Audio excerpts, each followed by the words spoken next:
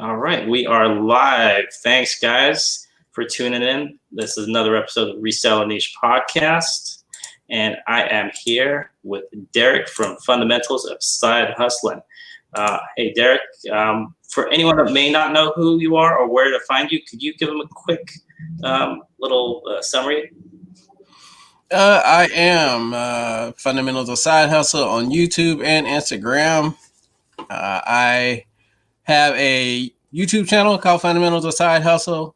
Like I said, an Instagram called Fundamentals of Side Hustle.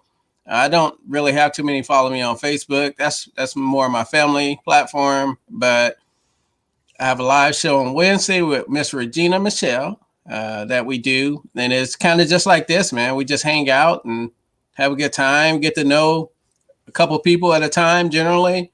And that's what we do. We're hustlers. I'm not just gonna say resellers. We're hustlers. We're out here just trying to make $1 out of 15 cents. There you go. There you go. That's it. Yeah, that's exactly it. To be honest, I don't do many interviews, but when I do, it's because I want to find out more about that person, what they do. So actually, why don't we start with this? Let's start with, because I know you have. I heard a little bit about your past before reselling. So do you want to give everyone a little backstory on, because I know you did business before reselling.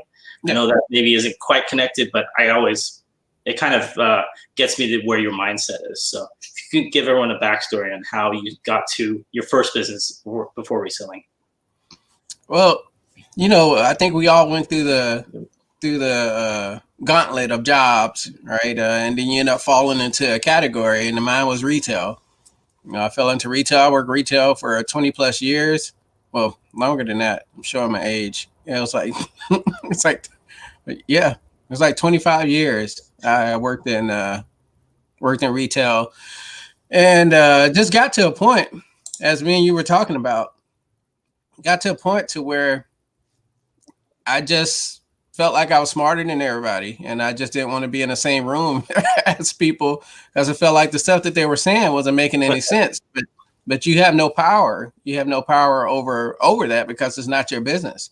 All you can do is follow the quote unquote command, and eventually people with that hustler mindset, people with that I want to succeed on my own terms mindset, you get tired of it, and that's essentially what happened. I decided to kind of go on my own and start my own business. And then also I've been doing reselling for a long time. And when I felt like I can make enough money from it to that I was making in retail, then I said, forget it. I'm just going to do it. And haven't looked back since. I don't regret it at all. I went through a similar path, actually. I just told you before. I was in IT before, and yeah, it was kind of like a slog for me. The way I felt like I was going there, and every day was like maybe worse than the day before. It just wasn't interesting at all. There was nothing new to it at all. And they always talk about freedom. More than freedom, I'd say, is control. Yeah. It's not even freedom. Yeah, and you're right. It's not freedom. Because you can truly work at a job and be free. If you don't have one of those quote unquote managers, I hate titles. Number one, titles just drive me nuts, because everyone plays a vital part, regardless on where you work at. You couldn't do that job if you didn't have that other person beside you. So titles really are so cliche to me. But if you work somewhere, it should be more teamwork than anything. And a lot of these companies don't have that. It's the me first mentality. What have you done for me lately type of mentality. And I just, I'm not saying it's bad, right? You get paid a lot of money in a lot of these places. So you really do. And if you don't want to be your own boss, that's okay. And I'm saying it's not okay. But for the people who know, they just know it's something that's in you. You just don't learn how to be that hustler. You just don't learn how to be that entrepreneur. No, it's something you want to do, and it's already been in you. You just haven't had that opportunity to step away and do it.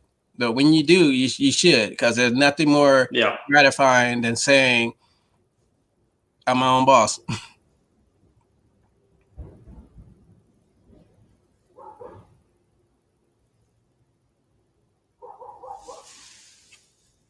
Uh-oh, we got some frozen action here. All right, sorry. I think I keep freezing up here. My bad. But let me see here. No, you good now. I thought it was me. My thing be freezing up because I'm out here in the garage at times. Let's see who got up in the chat.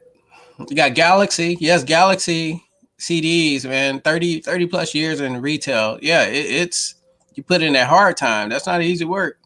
Oh yeah, sorry about that. So I was actually what I was going to say. Actually, I was just going to tell a little story there.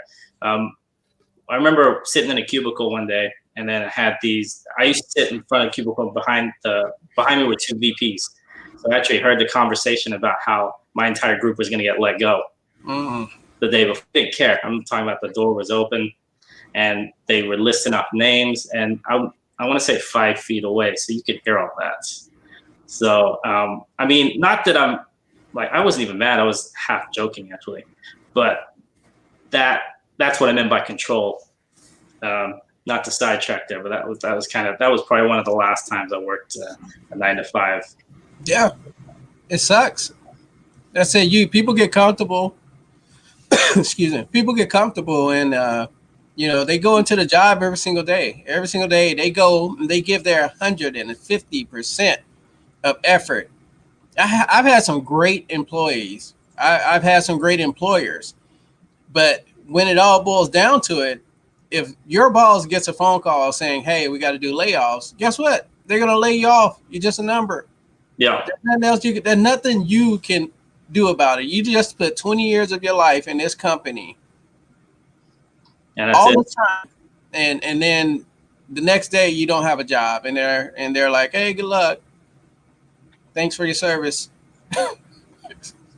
It's just one of those. I mean, another thing with that, to be honest, in my family at least, it's kind of split. Like it's half people that are working like regular 9 to 5s and half people that are not, like running businesses. Do you have that in your family or friends? Like any influence maybe as a little kid that you saw like, oh, so-and-so does this and they're running that, maybe that influenced you kind of the way you think about running a business? Not really, man.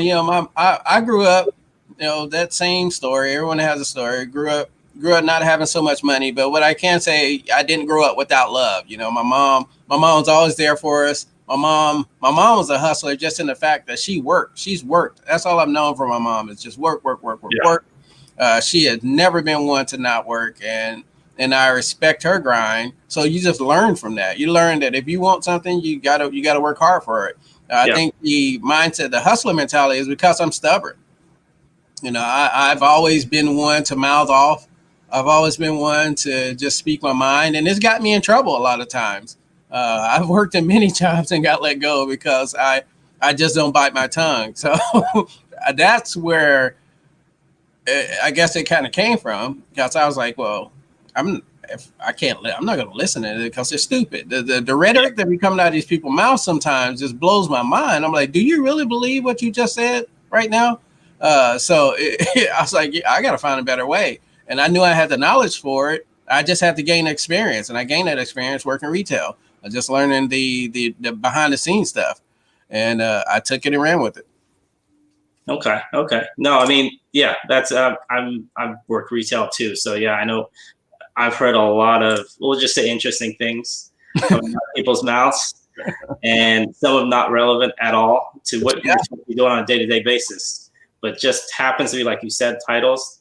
Maybe they have one title that's above yours or whatever, and it is what it is, and they just get to say whatever they want. So you're close. Actually, not too far from me. I'm in Sacramento too. So you're in the Sacramento area. Have you always lived in the Sacramento area, or have you lived in other parts of the country? Nah, I've lived all over the place. My old job, I moved quite a few different places, and I'm originally from Nashville, Tennessee. Okay. We moved to me and my mom and my brothers and sisters. We moved to California in like 88, 89, I think. And then we moved back to Tennessee. Then we moved to Oklahoma. Then we moved back to Tennessee, back to California. Yeah, we jumped all around the place. Oh, wow. Okay. Yeah, I moved from London to the Bay Area in '89. So from London. Yeah, man, that was like night and day. Yeah, that was a real change. I mean, I've been to the to US before twice, but only for like summer vacations. But it was a big difference, though. I mean, I can't complain about the weather, but yeah, I mean, but in terms of moving around, I'd say my early junior high school, that was tough. But you live and you learn. But I mean, getting back to reselling, how did you get to? Because I know you're primarily an eBay seller right now. Right.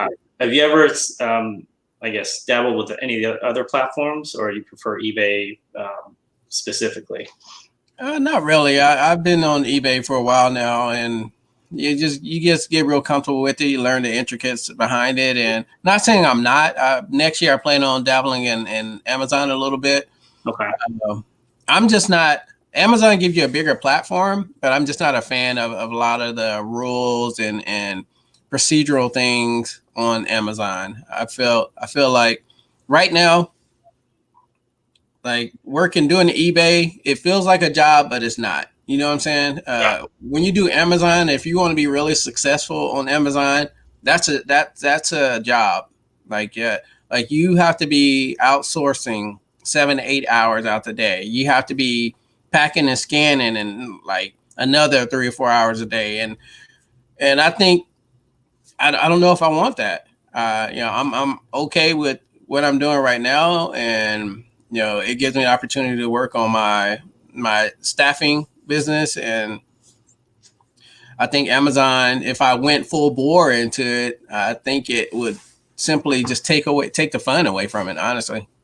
I mean, it's a totally different animal, especially the way they do it now. I mean, back in the day, you could literally thrift into Amazon, but now you can't. Unless if you want to keep your account, you can't. Yeah, not at all. I was 100% Amazon, I want to say 4 years ago, and then now I'm like maybe 5%. It's just. Wait, you sell mainly on eBay? So mainly on eBay. I'm probably, maybe 90% eBay, 5% between, I guess, Mercari, Poshmark, Amazon, Facebook Marketplace, like basically everything else, local. I do Facebook Marketplace. I do Facebook Marketplace, Let Go, like a lot of the larger things. I just picked up some power washers. Okay. Yeah, out of all the random things, I picked up 4 power washers, lightly used. So I posted those on Facebook Marketplace. Those sell pretty good on there. And you basically use that for local then, no shipping on that stuff. And what's up, Dave? David? Yeah, I've the local. Dave Diggs. So yeah, actually, one question that I missed from Lone Star Picker. What's the one business tool equipment he would use? I guess he's referring to Derrick, would like to have that would help his business if he could, that you'd like to get basically that would assist you in your daily e-com business. So I guess one piece of equipment that you would like to get that would help you like on a daily basis. Another me, I guess. There's no piece of equipment that I don't have that I need. I honestly, I want next year. I think I'm gonna possibly hire someone, just one person, and have them work side by side with me, and so I can scale it up a little bit more than what I'm doing right now. Okay. I mean, I totally agree with that because I used to, before I did mainly reselling like you do now, I ran a shipping store, and I always did. And I'd see these people that would have like 20 employees, and I always wonder, like, how does that work? Do you really need that many employees? I had one main employee. She was awesome. She was, I'd say 2 things. 1, always showed up on time. Mm-hmm. 2, she never told a lie. On the first day, she still doesn't know this. I gave her a test. I just sent her to the post office with a small envelope, and it cost like $4.20 or something like that. So she came back the next day, and I gave it to her in cash on purpose. Yep. She came back the next day, receipt, 80 cents in hand. And then she even pointed out something on the receipt about how, you know, they asked me to buy like stamps or something and I didn't do it or something like that. So that's, I mean, maybe I shouldn't have done that. I feel kind of bad, but I didn't know her. And that was like within 24 hours of meeting her. So, because I've also had, that was probably my third employee ever. The first one I had was kind of like a nightmare. I know I'm going off on a tangent. No, do it, man. She was literally like super, like when you first meet this person, it's like, wow, I want to hire that person. She had an immaculate resume, you know, for a shipping store. Yeah. And then she had experience. I've been doing this for 15 years, blah, blah, blah. On the third day, she brought her kid to work. So I'm like, okay. And she's all, I thought, okay, so, you know, somebody picking them up, this or that. She's all, no, she's going to be here. I'm like, you have a 4-hour shift. I don't know if that's legal. We have like all kinds of equipment here. And I mean, and then the day, like 2 days later, she called for an advance on her paycheck. Yep. I'm like, okay, this is all within 1 week. So that's kind of, I mean, so resumes don't always mean anything. I mean, no, resumes mean, to be honest, resumes mean absolutely nothing unless you're hiring for like a top tier job. We call those people professional interviewers because that's what they do. They go out and they do, you know, 15 interviews a week. So now, oh shoot, just made a sale. I like that. There you go. But you know, those people that go out and they do all that's these, why we're here, man. They do all these interviews and they become adapt to all the questions that people like to ask, and they know how to answer them. Like they answer that question so good, you make it feel like they wrote the question. And she was one. Like she. Now that I think about it, halfway through half the questions, she would know what I was going to ask. Yeah, professional interviewer. We all run across them. It looks like you froze up on us again. Galaxy, yeah, man, it's super hard to find good people. It's all right, really sorry about that. No, you're good, man. One of those days. That's all good. No, we roll with it. Hey, I interviewed Dante one time. I think it was Dante's first lives, and my man had about 3 minutes of good cell service in our hour and a half long interview. It was all bad, but we made it through it. All right, my bad. I think I just got knocked off there for a second. Sorry, I missed the last part of what you just said there. Oh no, it was nothing important. I promise you that. Okay. So yeah, no, I think what I was saying was that she knew how to. She basically played me pretty well, and I wouldn't have known if she hadn't shown up to work with her kid and then asked for, you know, so it's just one of those things. So I'm sure you're going to interview better than I did. But the good thing was that last employee that I had her for 10 years, and that was it. That was the last person I've ever interviewed. I've had I was a district manager for Ross and DD's. Okay. When I used to move around and open new districts for them. So, you know, I've had 100 plus employees before. Okay. And you learn the ropes. You learn how to read people. And I think that's a big thing I took from retail was learning how to read people, learning how to pick up on certain things about people. It's kind of key in life. That creep meter, like all those little things that you pick up when you work these retail jobs. It all ties together. You know, all these jobs tie together. It just boils down to people.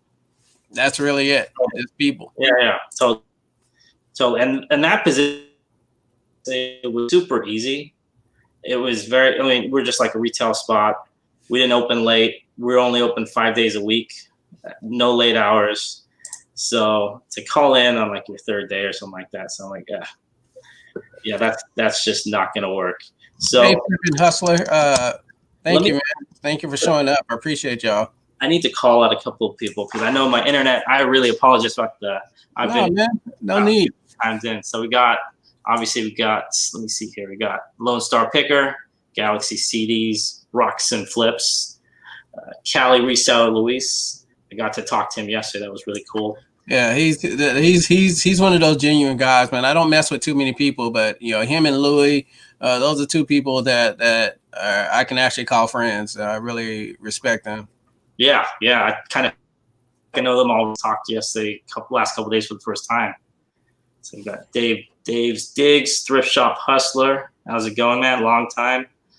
Girl Hustle. She's gonna be on your show next time. Yes, right? Girl Hustle. Yeah, she's amazing. She doesn't put out too many videos, but the one she does, she's just full of information. So we just want to get on the show and pick her brain. Nice. Who else we got? We got Flippin' Hustler and High Feet Gold. Oh, Topher. He was on your show yesterday. Was it a couple days? Or was that yesterday? Or was it no, it was the week before. Yeah, he was on the show. Okay. See, I've been watching. Fellow Californian. In what California? Yeah, he lives in Frisco. Oh, okay. I was on the East Bay. I was in Fremont for until 2018. So not too far. Man, we need to link up. I don't know what kind of stuff you do, but do you ever go to the Roseville? I heard about it from you. To be honest, I have not been there yet. Dude, you are missing out. You're missing out on so much stuff, bro. If I could go there every weekend, I would.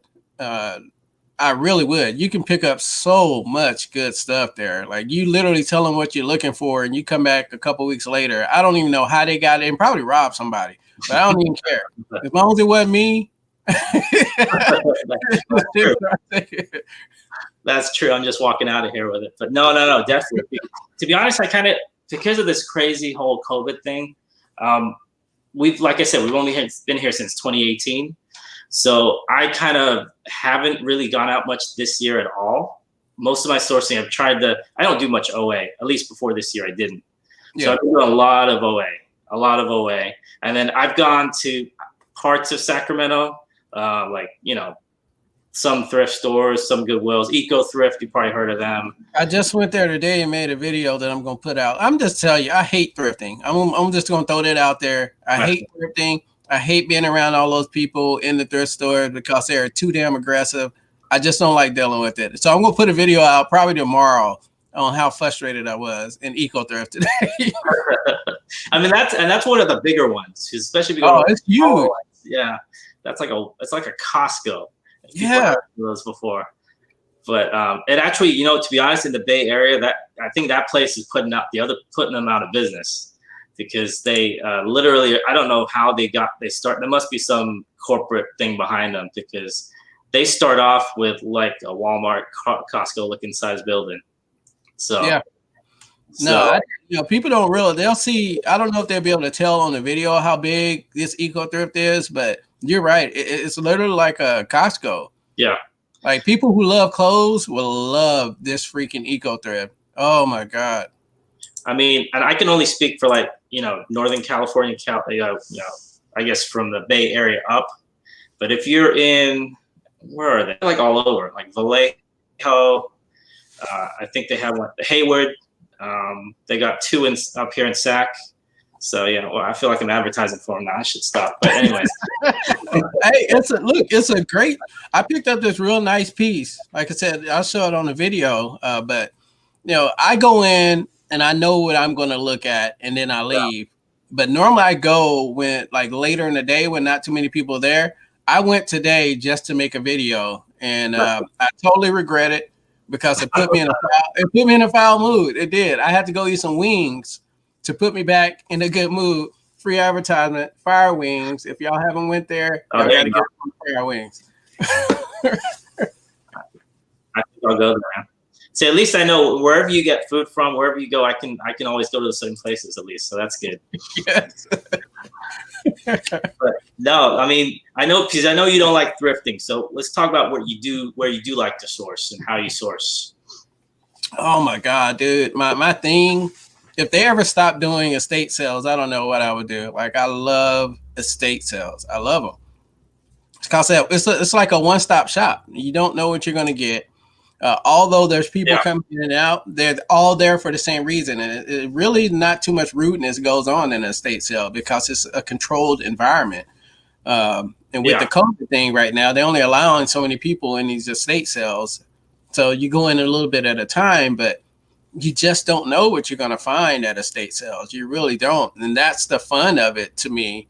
I like garage sales too, but not as much as estate sales. Like I love estate sales. I'm with you there, because with estate sales, it's kind of like a garage sale with rules. Mm-hmm. And in a way, the line is a good thing. I mean, not that I like to wait in lines, but it kind of, because I've been in lines where you get there early and it's like a big house or whatever, and they have like a line out the door, people there half an hour early, whatever. And then, once it starts, that line disappears. But if you don't know, you're going to walk away as soon as you see that line. So, right. So what types of things, like recently, what have you picked up from like estate sales recently? Recently,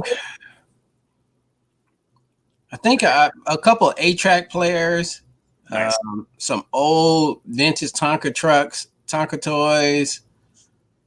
Man, I went to one estate sale, I think it was last week. They had so many vinyl records, and I really wish I knew about vinyl enough to care about like buying it. I know there was money in these vinyls, but I just didn't really know how to go about looking them up. And I know grading a vinyl is just as important as what you buy. And I just don't want to be that one to post some vinyl on eBay and then get banned because I'm putting the wrong stuff on there. What's up, Regina, my sis? Thank you for jumping on here. I'm here. I can see you. So, I'm hanging on by a thread here, but I'm still here. My man on that on that Walmart wireless over there, man. If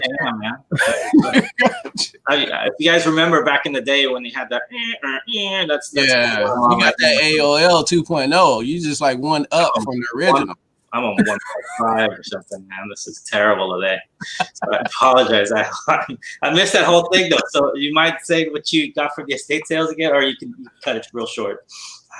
No, I was just saying, I picked up a couple of 8-track players, some talking about the vinyl. There was one, the estate sale I went to had tons of vinyl, old school vinyl record. Yeah. And I just don't know enough about them to feel comfortable to buy them. And vinyl is just not something you can just look up. You know what I'm saying? Because a lot of the old vinyl don't have barcodes on the back, and you literally have to know your stuff. And I don't. I really wish I did, but I don't. And so I don't dive into it.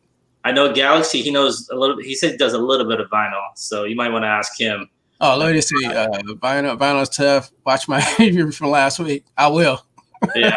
I mean, he knows a little bit more than me. I'm with you right there. I've picked up so much vinyl over the years, and I've either not listed it because it ended up being like in bad condition. Like, have you tried grading vinyl? Man, I gave up. That's what made me stop. Yeah. And then shipping it, that's another story. And then, I've sold CDs, like mainly when I was on Amazon FBA, but CDs are much easier. CDs are easier. Because with vinyl, the problem isn't necessarily what you're looking for, but like you said, the condition, I don't know, there's a million different factors. So with vinyl, I've see, somebody said use Discogs with vinyl. I don't even know what that is. I'm not even gonna lie. I don't know what that is. I've heard of it. It's basically like the Bible for vinyl records. Okay. Website, and then you can, like, I guess they have all the different pricing and everything like that. So people that are really into records, they use Discogs. See, just why you even talking about it just give me anxiety. I don't even want to deal with it. I've never used it, so I'm talking like I know something when I don't. So I just heard that. I've heard it from him, Thrift Shop Hustlers channel, actually. So, but I just got into golf clubs, man. I've been buying a lot of golf clubs because of Carolina Hustler. Okay.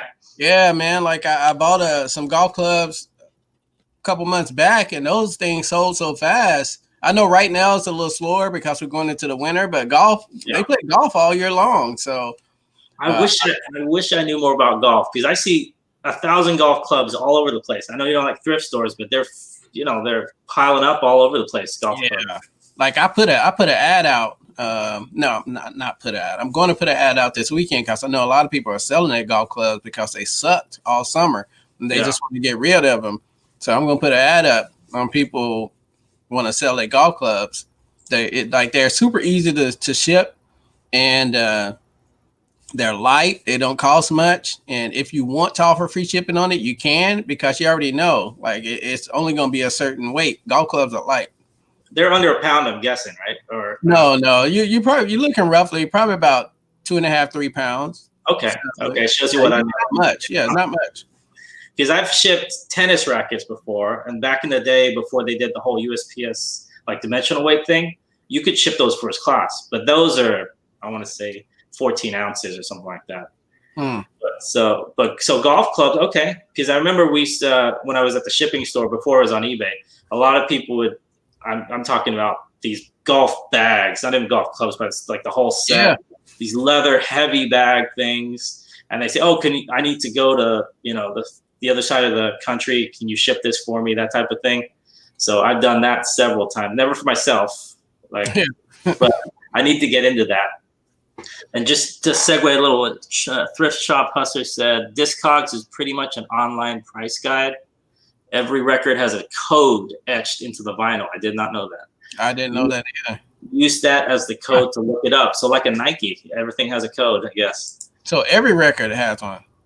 That's what he said, right? Yeah. I mean, I didn't even know that. Maybe it's kind of, he said it's etched in, so I guess it's kind of into the back of the record, the side of the record. I should go look. I picked up, my friend was moving, and he gave me his old record player, and it was like, I don't know if back in the day, and my parents had one of those stand-up glass cabinets. Yeah. Record player, cassette player, all the different things. So he gave me that entire thing. So I have a working record player.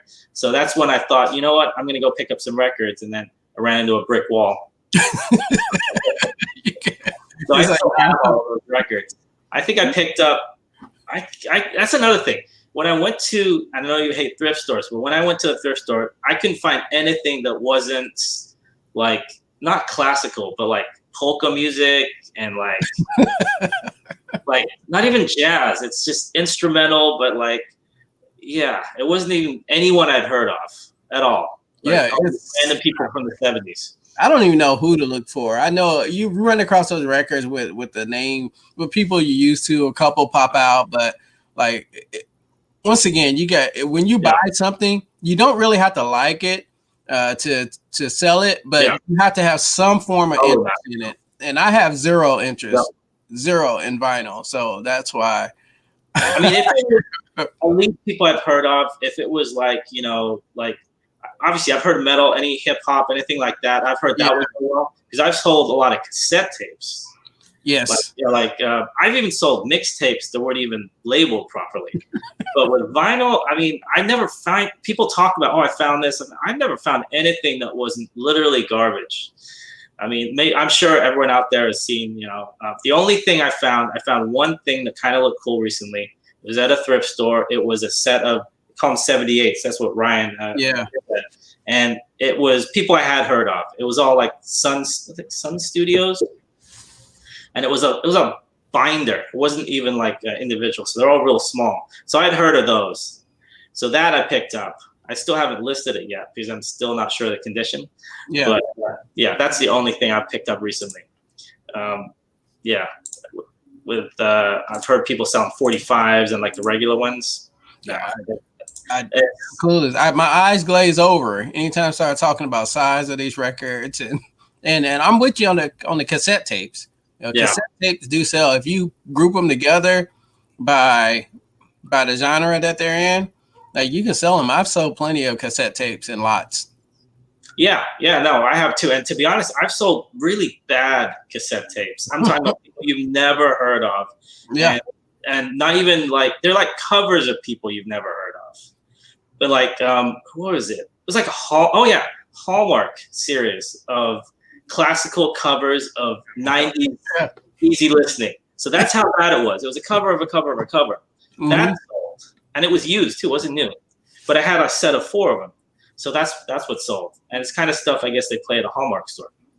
But I got some cassette tapes on the auction right now that already has a bid on it. And I don't even know what the hell they are, honestly. And they're hand written in. Okay. I don't know. I just put them up for sale. if it's I mean, there's a following for everything.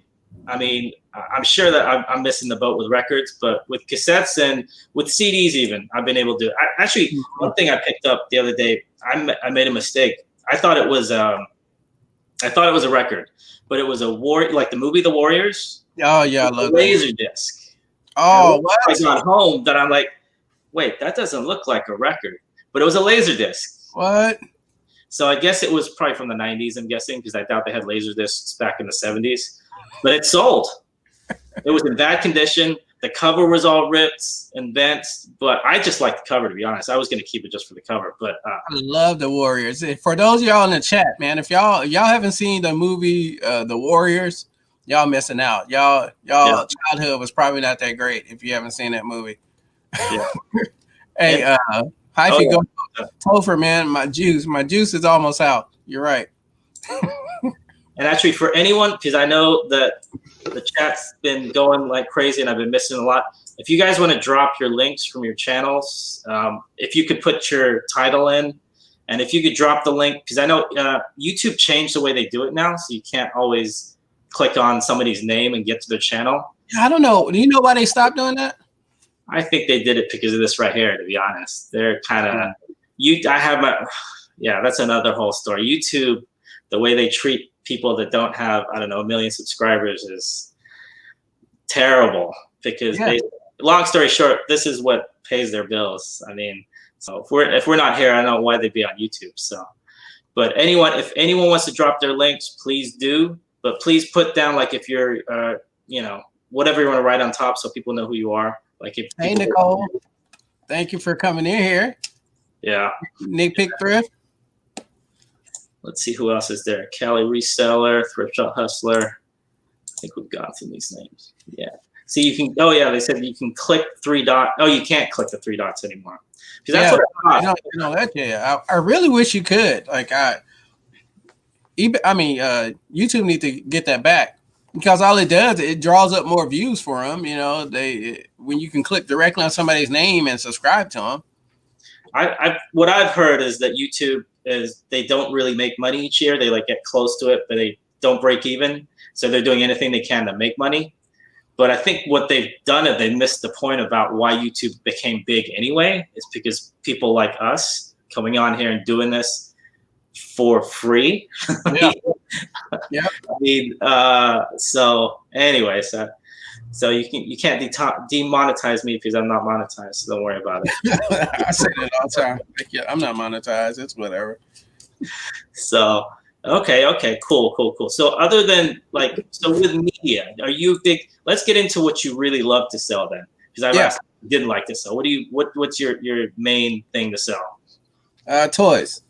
Toys. Okay. Like new or old or like sealed or vintage or? I'm a huge vintage toy, new old stock type toy. I just like toys in general. And then I also like models, like model cars, model planes, model trains, model boats, all kind of different models.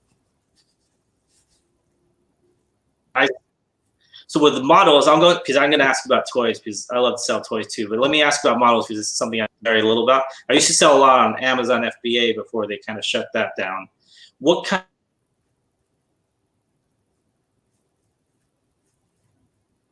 I think you froze up on me again. All I got was what kind.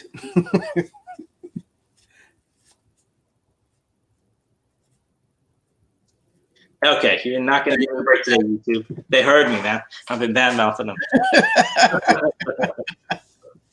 So what I was going to say is, like, where do you, like, because I know with Toys R Us going under, I'm assuming did that play into your sourcing? Did you source from Toys R Us before that? Okay. Nah. My all my sourcing came from, honestly, like Facebook Marketplace, Let Go. What I do, and I suggest you guys do it too, is you go on whatever category you want, and you type that in the thing, and it'll take you to that particular category. And I go to the oldest postings, the ones that are still posted, but I go to the oldest ones, and then I start messaging people. I see. Like, it's still available. It's still available. And then if they have multiple listings, that's just telling me they have a lot of inventory that they have not posted yet. So that's where I got a huge bulk of my toys. It's just buying out whole lots of toys from people. That's actually an interesting thing because when we moved here, this is completely off base, but our realtor said that she does that when we're looking up old listings that have been listing for like a long time. She do the same exact thing because obviously it's sitting, right? So you got a better chance of getting a better deal. So that's pretty cool that you do that. So with model, I mean, are you talking, because you said vintage, are there vintage models too, or is it all newer models? Like, or Nah, the money is in the vintage ones. The newer ones don't really go for much, and they're kind of flooded. The problem is you can't find these vintage ones, and they don't even have to have the instructions. Like I bought like 200 models from this guy. It has zero instructions in them. But these are sealed or these are used? Or no, these are open, but they're still sealed. All the pieces are still connected to the plastic. He just did something weird. He just took all the damn instructions out. I don't understand why, but it didn't even matter. Like I still sell them just as is. You just put that it's missing instructions. You can normally Google it or write the company, and they'll be able to get it over to you. But like they're becoming more hard to find. You just, especially in the conditions that I pick them up in. Like I don't want any that are broken off the plastic.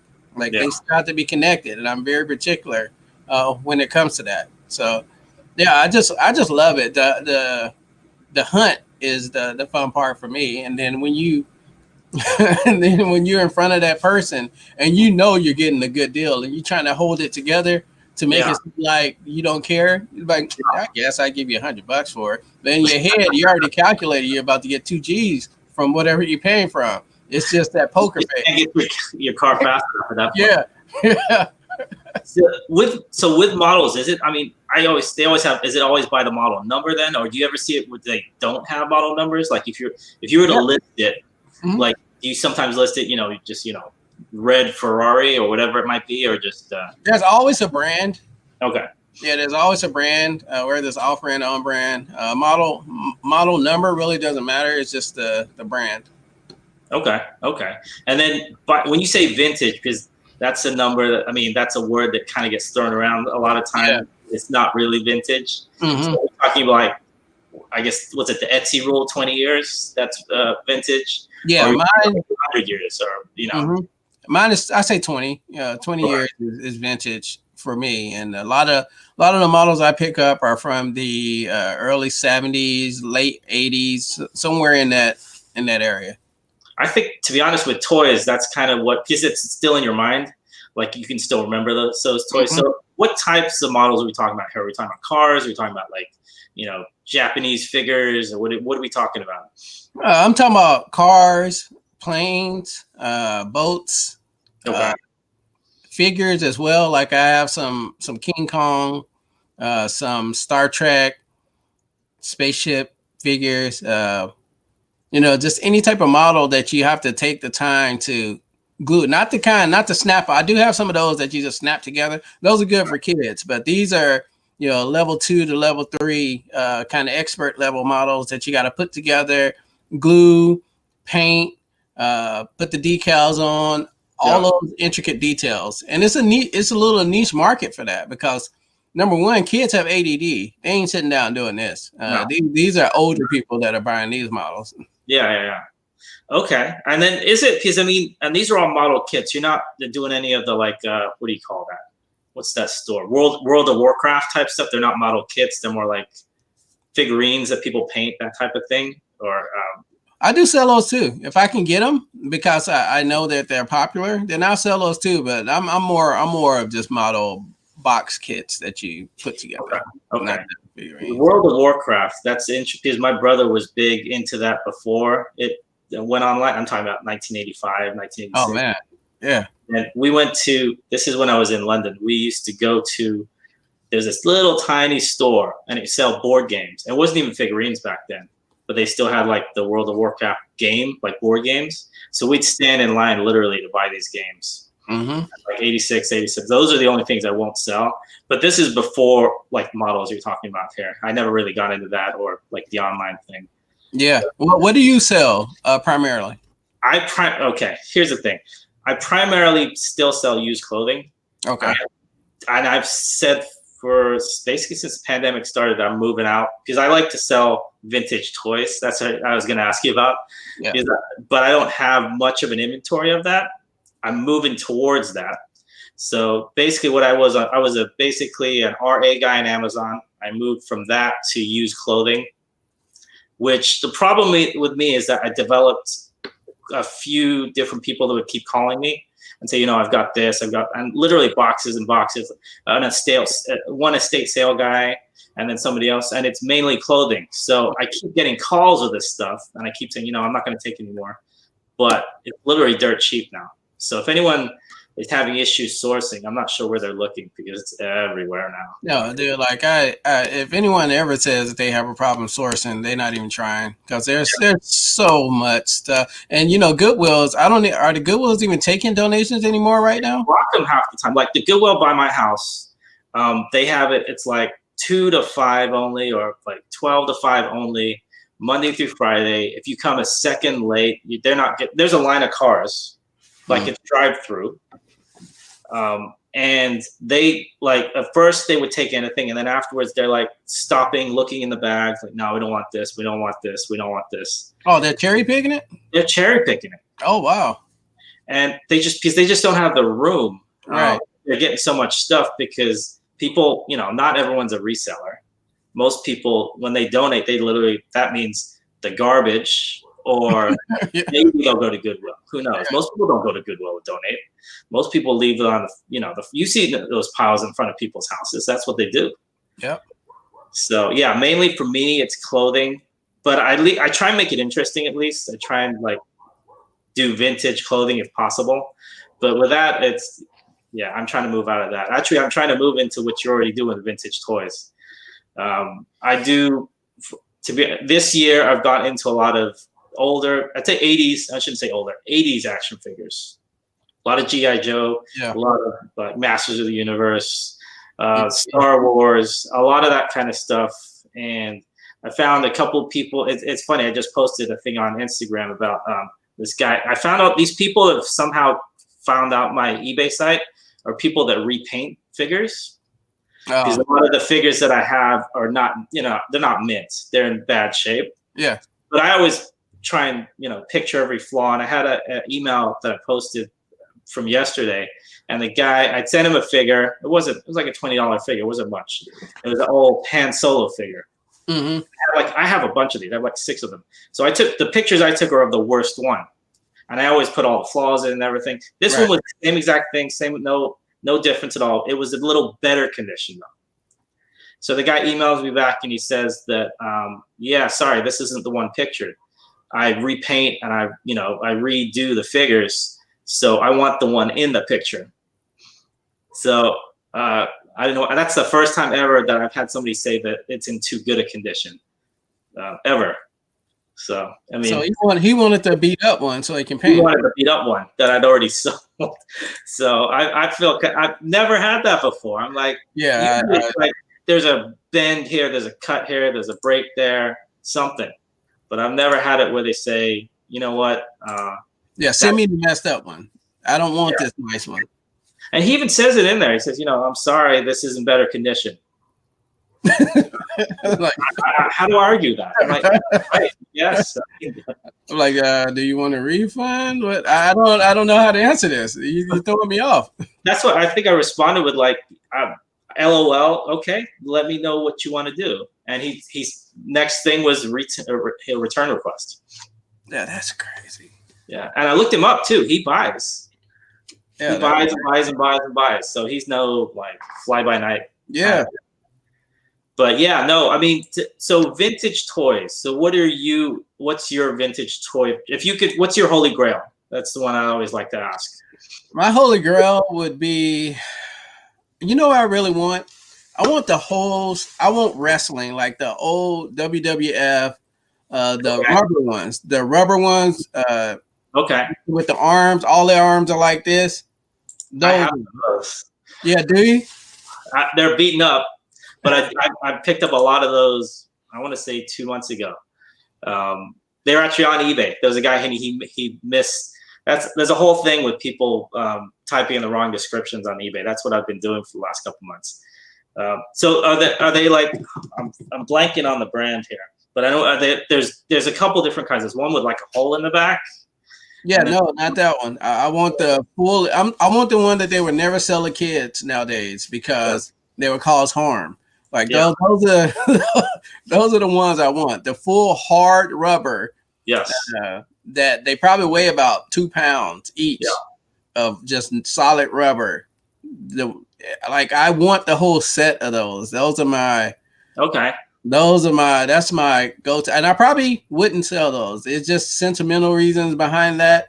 But that's like my thing. I have a lot of early 90 Bandai type toys, a lot of Bandai. Of just some of the most random shows, man, like Wildcats and I saw one Wildcat ever. Did you? I can't even remember what it was, but I remember that big Wildcat big logo. It was technically in package, but I wouldn't call it that. It was beaten up. Yeah. But I know what you're talking about. Bandai, because when you say Bandai, I think of Power Rangers. Mm-hmm. But because I've sold a couple of those, and then let me look up. I'll see what I have. If you want, you can have whatever I have in terms of those. I'm blanking on the name. Like there's a Canadian version of those WWE figures. They weren't even WWE then. They were WWF back then. Yeah, those are real. Those are the real ones. Like Sting and who else? Like Paul Under, Mr. Wonderful. Yeah. Hulk Hogan, of course, Andre the Giant, George Animal Steel, all of them. Like, those are the ones that I want. Okay. Because I know supposedly I think there's a set that they did that were only released in Canada. Those are supposed to be worth some money. Somebody probably know better than me because my wrestling, even though I was kind of into wrestling, but not into the figures. I never really had many toys as a kid, so. I still have my original He-Man and Skeletor from when I was a kid. I didn't have many toys. Well, that's the one thing my mom. Once again, it just goes back. I guess my love for toys went back to then because my mom, she worked a lot, and so it was always me and my older brother at home all the time. But she always made sure we had toys. She always made sure we had food in our mouths, clothes on our back, and a roof over our head, and just toys. We used to play with toys all the freaking time. You can't even get a kid to play with toys nowadays. But like they have no imagination. Like we used to be playing with toys all the time, man. And I just think if more kids play with toys, their imagination would be so much better. Their creativity would be so much better. And they'll feel a little bit better about themselves than they do now because if it's just you and a He-Man, it's just you and a He-Man. You know what I'm saying? It's not you and the homies online talking reckless about each other. Now everything's online now. Oh yeah. I mean, I just think of I tried to get.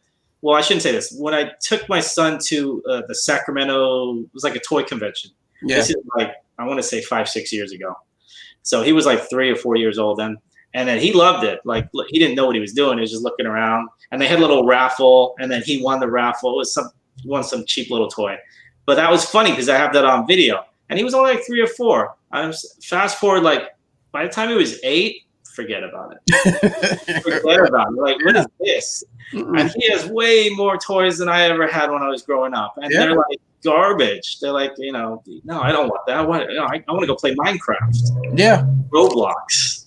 They don't want to play with it. I bought my son. Let me tell you how crazy they are. I got my kids are lazy as hell too. So they don't want the regular scooter that you push with your feet. They want the electric scooter. Oh. And that, so what's the point? Like you're supposed to go outside and get exercise. Instead you're riding this electric scooter back and forth. Like it just. Of course you get it for them, but I'm just shaking my head. Like what are you getting out of this? What are you getting out of it? My daughter, thankfully, she just turned 8, so she still likes like Barbies and stuff. So actually, it's weird. I just pulled this out yesterday. I got her this, and this is like a. Oh yeah, the Barbie Corvette. Yeah, I think it comes with a box too. So this was an Amazon return. For some reason, I had it in the Amazon warehouses for like 3 years. Nice.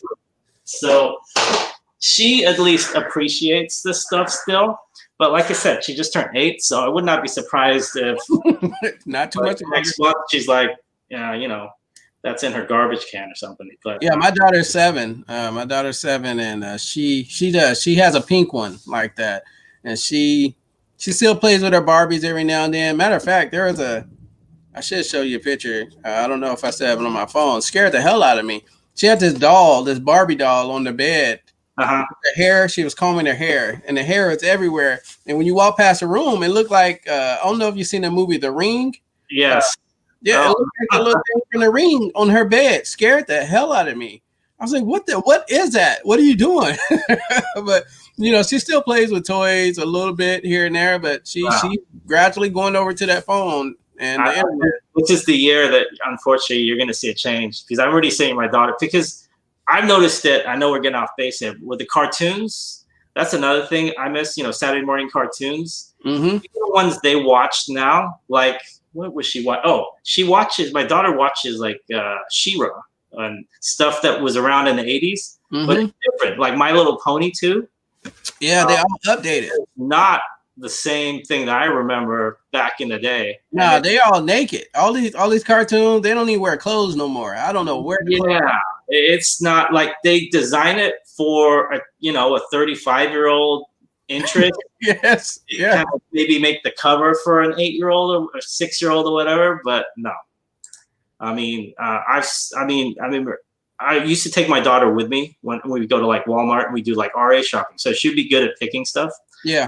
My son was like, he was off in his own world, but she still to this day, she'll pick out stuff that's good and stuff that's not, but everything she picks out, literally, like, the head is giant, the eyes are giant. And it's like, it says made for 3 and up, but it looks like, that's another whole thing. They're dressed like, they're going to the club or something. They dress like they work over here off of Stockton Boulevard here in Sac. Exactly. Bye, Nick Pick Thrift. See you later. Thank you. So, okay. So, no, I mean, I guess vintage toys, that's what I really, really want to get into more of.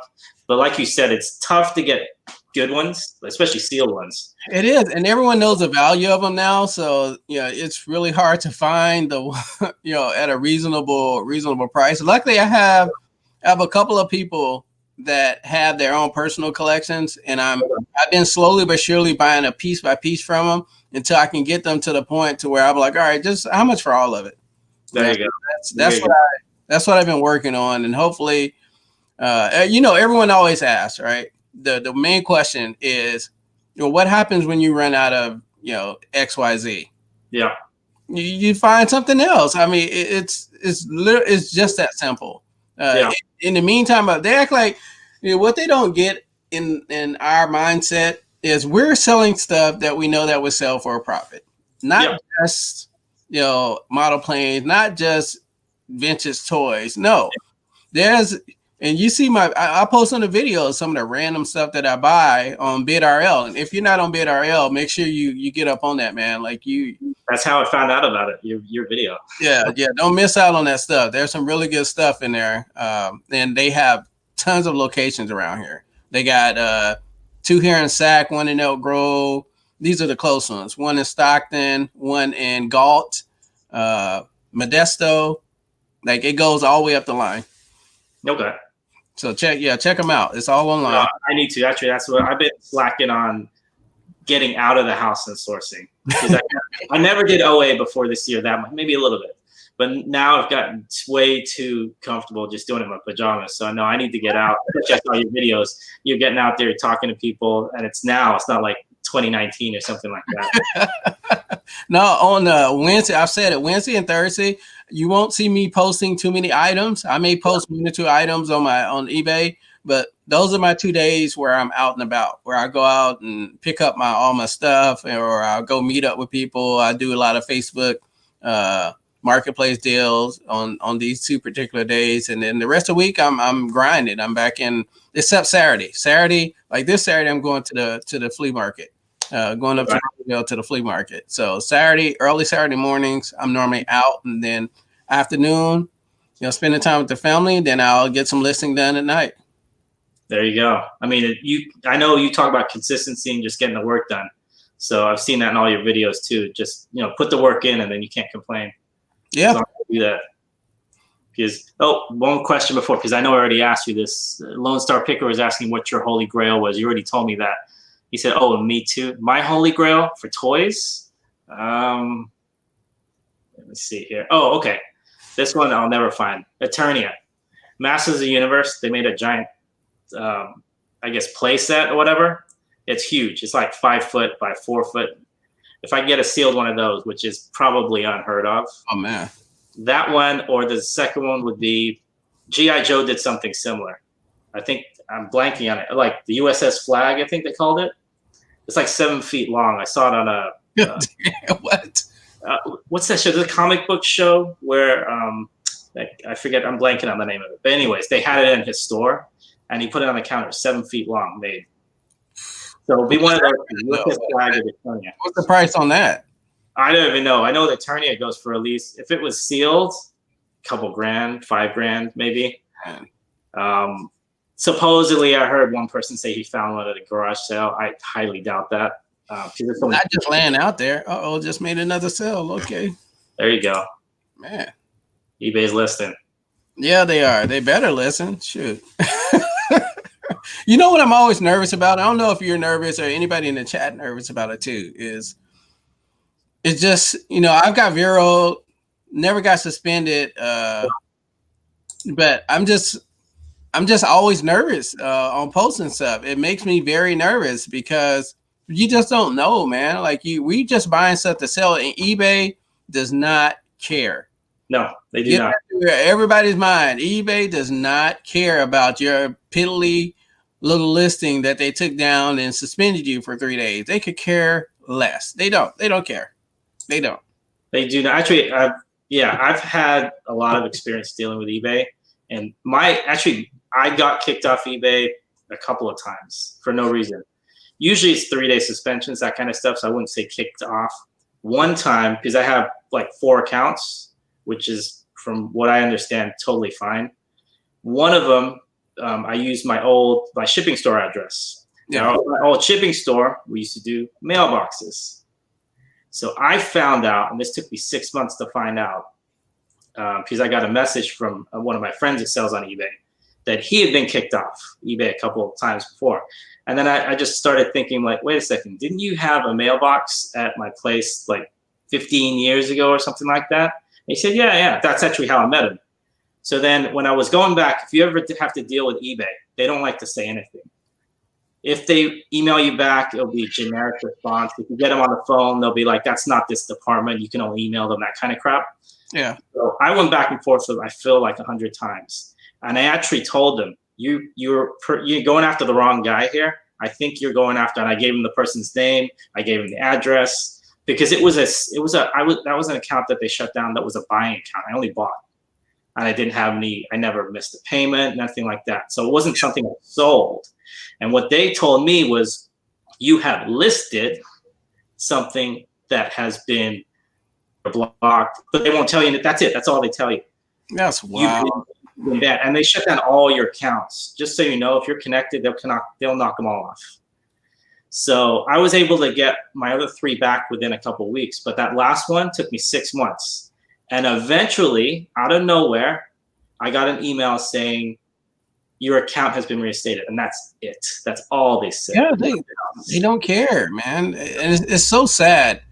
It is so sad because there's, I'd say 95% of, probably even more, just out there trying to make an honest living on eBay, and they hit you so hard because of these little minor Veros, and all it is just these companies jumping on, like TurboTax. I got hit.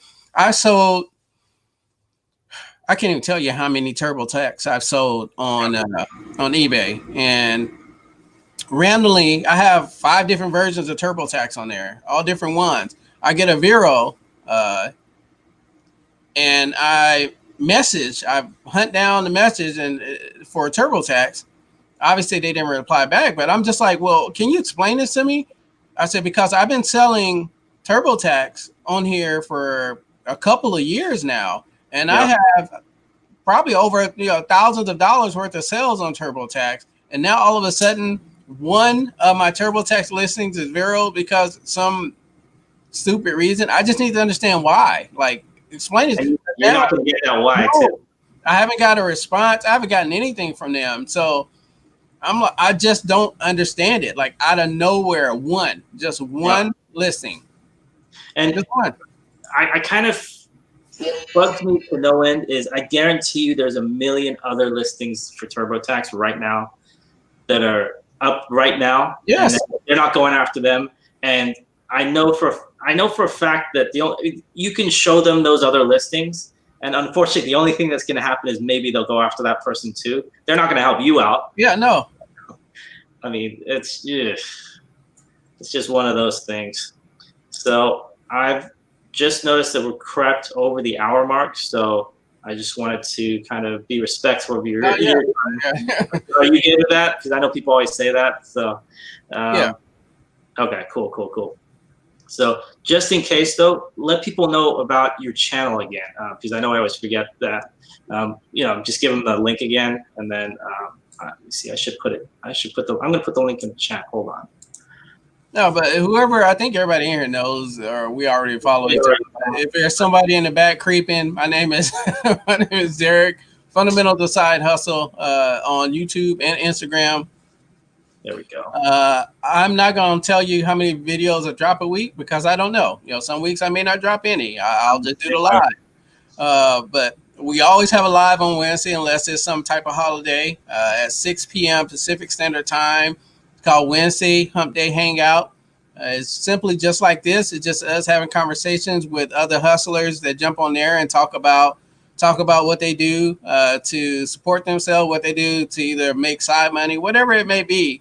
We invite them on just to talk about it. It doesn't have to be reseller related. It could be anything. And I think that's the direction we're going with our channel is we're just going to be talking to everybody, regardless on what platform it is. They may not even have an eBay. They may do something else. So we're just getting people on to tell their story, how they got started, how they make money, and if anybody else can be motivated by it, then that's our main goal. And we have fun with it. It's just free flowing, nothing scripted. You don't know what's going to come out of anybody's mouth at any given time, especially Regina's, because Regina's off the hook. I don't know if she's still up in here. Regina ain't got no sense. So that's you just don't know. And it's a good time, man. That's all. Oh, yeah. No, I was there yesterday, so I know it's a good time. I wouldn't stick around if it wasn't. So, one thing. Oh, Galaxy CDs, Rocks, and Flips. Oh, I was talking about the Veros. They can do it to anyone that reports a listing. So it could be a competitive seller or someone who knows. That's just so trash. It's so trash. Lazy, and that's horrible. Exactly, man. Business apart because of one Vero. I've heard it get shut down, like completely shut down. I know I was shut down completely for a little bit, so that's no good. So let me see. And I don't want to be that. My whole thing. I don't want to be that one to clap back and start reporting other people's things. I don't want to be that guy. I just really don't. And it sucks. It really does suck. And it's a funny thing about what you were just talking about too with your channel and how you don't necessarily always talk about reselling specifically. I think that's good in a sense because there's so many other things that we as resellers do that aren't reselling related. And then also another thing is that I've met so many people that are resellers that don't have any kind of YouTube or anything, and they're like crazy good. I'm talking millions of dollars a year, and they have no interest in this whatsoever. Like, if you do what? You spend your time doing? No, why? Why would I do that? Yeah, I got a couple of people I grew up with, kind of went through high school with, that I've kept track on their progress on whatever they're doing. Yeah. So I actually have them scheduled out to come on the show. One works in real estate, and the other one is she's a personal fitness person. Like, she makes bank. She lives in Florida. She makes bank off of, and she just came out with her own fitness line. Like, I just seeing her progress, like, it's crazy. She's in the professional Olympiads. Like, she does all this fitness stuff, and I think that's going to be a great interview, because I know a lot of people are into fitness. Yeah. And interested, like Regina used to be into, like, heavy into fitness, and I think she's going to enjoy having this person on if she agrees to come on. I think she will, but yeah, it's going to be fun. Nice. I mean, it just makes you more well-rounded. And I don't know about you, because I know you were talking about this yesterday. What do you watch that's not kind of reselling related? Yeah. I'll be honest. Back in the day, like you said earlier, I used to have a list of 1,000 resellers. That list has got very small now. Mm-hmm. And it's just because sometimes you hear the same thing. I'm sure if I was listening to myself, I'd say that, like, I'll turn this guy off. But I mean, it's just, there's a lot of other things, like you said. You're interviewing different types of business people, and I think that's kind of where reselling is kind of going in a sense. It's more like, we're business people. We need to see ourselves like that, not necessarily just eBay sellers only. Yeah. So, I mean, you got to be well-rounded is my point to that. But definitely. So I think I'm going to call it right here, because we're starting to lose a few people in chat. And also, I have not lost my internet in the last 10 minutes. Man, I know. You need to wrap it up, because your stuff about to shut completely down. Yeah, they're going to, like, rip me off. And yeah. So I think I just want to thank everyone that's here. I apologize for the little bumps and skips there, but this has been the Resell a Niche podcast. We do have a little tiny Facebook group if anyone's interested, Resell a Niche Help Group, and we talk about whatever. It's not just reselling, it's just whatever. It's a small group, only like 100 people. And then if you'd like to subscribe and hit the like button, I would appreciate it.